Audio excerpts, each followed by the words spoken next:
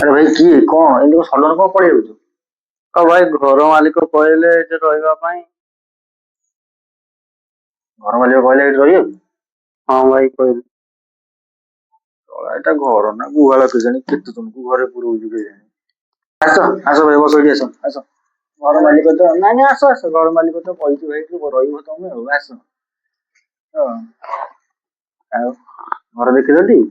ହଁ। ଆଉ କୋଉଠୁ ଆଇଲ ଭାଇ? ଭାଇ ଆମ ଗାଁ ବହୁତ ଦୂର। ବହୁତ ଦୂର ନା ଗାଁରୁ ଆଇଛ? ବାଟରେ ଆଉ କିଛି ଅସୁବିଧା ହେଇନି ତ? ଆରେ ଯୋଉଟା ପୁଲିସ ଜଗନ୍ନାଥ କଣ ସୁନା ଫୁନା ରଖିଛ କଣ ଟିକେ?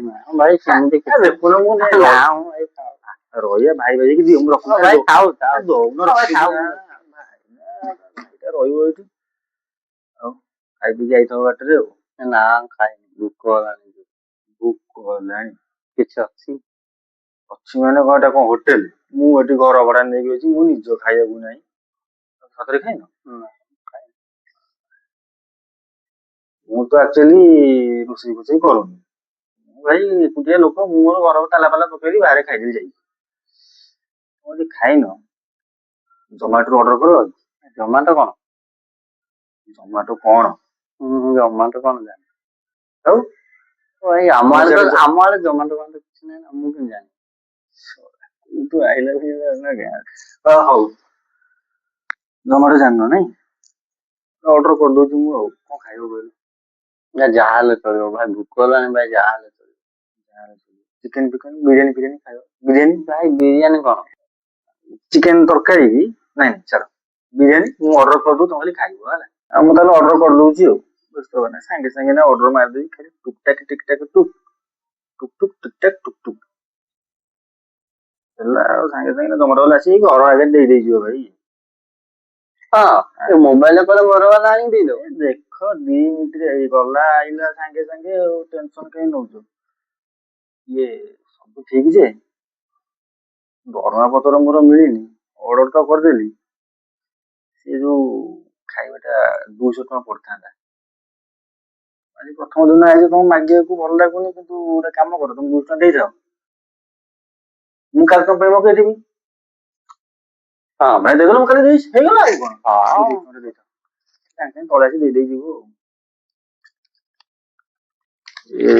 ଶହେରୁ ସେଇ ଦେଖେ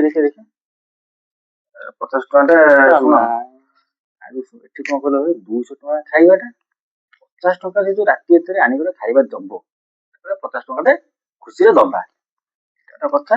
ହଉ 50 ଟଙ୍କା ହିସାବ କରିବନି କାଲି 200 ଟଙ୍କା ତମର ମୁଁ ଫେରେଇବି ମୁଁ ହେଲା। ଥାଉ ମୁଁ ଆଇଲି ଆଉ ଖାଲି ଖାଇବା ନେଇକି ଆଉଛି ଆଉ। ହଉ ଭାଇ ଏଇଠି ବସି ପାରିବି ତ? ଭାଇ ବସ ଶୁଅ ତମେ ଯାହା କରୁଛ କର ହଉ ଭାଇ ବହୁତ ବାଟରୁ ଆଇଲିଣି ଟାୟାର୍ଡ ଲାଗିଲାଣି। ହଉ ହଉ ଭଲ ହେଇନି। ରୁଟି ଭଜା ଖାଇବା ପାଇଁ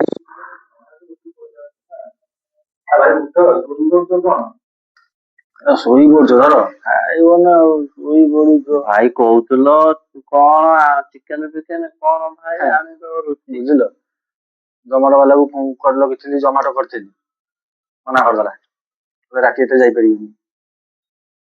5 କିଲୋମିଟର ଯାଇକି ଆଇଲି। ଏଇ କଣ ରୁଟି ଭଜା? ରୁଟି ଭଜା 5 କିଲୋମିଟର ଏତିକି ଖାଇଦିଅ ନହେଲେ ଏତିକି ମିଳିବନି ପାଣି ପିଇକି ଶୋଇବ ଖାଇଦିଅ। ତମେ ଖାଇବନି? ମୁଁ ଖାଇଦେଇକି ଆଇଲି ସେଇଠି ଖାଇଦେଲି ମୁଁ ତମ ପାଇଁ ନେଇଯାଇଥିଲି। ମୁଁ ଇଏ ଖାଇଲି ବା କଣ ଖାଇଲି ଖାଇଦେଇକି ଆଇଲ? ହଁ ଖାଇଦବ ଆଉ କଣ ଏଇ ସହର ଆଇଲେ। କାଲିକି ଦେଖ ଆଜି ରାତିରେ ଯାଉ କାଲିକି ଦେଖ ଭାଇ କଣ ହଉଛି ଖାଇଦିଅ କାଲି କଥା ହବା ଶୋଇବ ଖାଇବି। କଣ ଏଇ ରୁଟି ଆଉ ଭଜା 200 ଟଙ୍କା?